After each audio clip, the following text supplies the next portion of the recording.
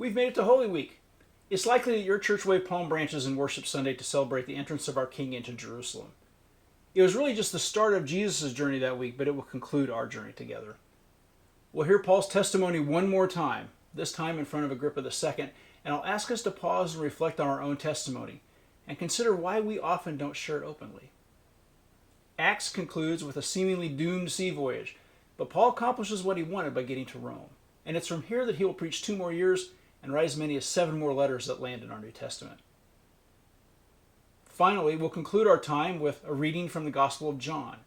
It's an account of Jesus' serving, seeking companionship, modeling faith in the Holy Spirit, commanding us to love one another, showing what it means to follow God's will, and finally, willingly going to the cross on our behalf.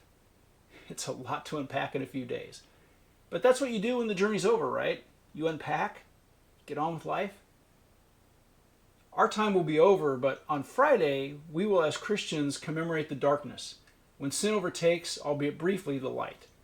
On Saturday, I encourage you to look at all those journal entries or whatever you've jotted down in notes or on pads of paper, maybe in a book. But I want you to reflect. What are you feeling? What are the feelings that you can put a name to as you've read the scriptures, as you've reflected, and as you've written over these past 40 days? Finally, be ready to celebrate the rising of the sun on that glorious Easter Sunday. The events of that day are, after all, what the book of Acts is all about. And it's why the book of Acts even happens. They're why Peter speaks to Jews and then Gentiles.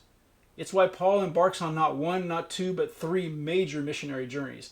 And it's why you and I have taken time these past 40 days to read, pray, study, and reflect. Thank you so much for taking this Lenten journey with me. Blessings on you, your families, and your churches as you continue in whatever your ministries are, wherever you call home. God bless you.